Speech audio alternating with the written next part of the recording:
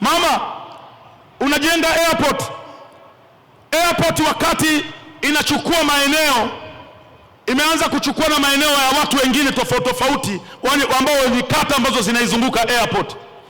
Wale watu waliahidiwa fidia. Mama, tunaomba kwa ridhaa yako, kwa huruma yako, tunaomba watu hawa wanadai zaidi ya bilioni 8, kata ya Kasingirima, kata ya Majengo, walipwe fidia zao zaidi ya bilioni 8 ili waweze kuifurahia ndege zinapotua, washangilie na sio wanune.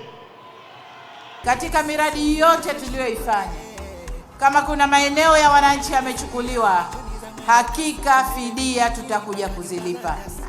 Tunafanya uchambuzi na uhakiki, na kwa zile ambazo tuna hakika ndizo thamani yake tutakuja kuzilipa.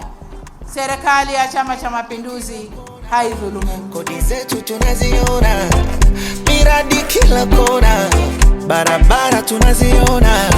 Aya mama huyo, 225 tunampate.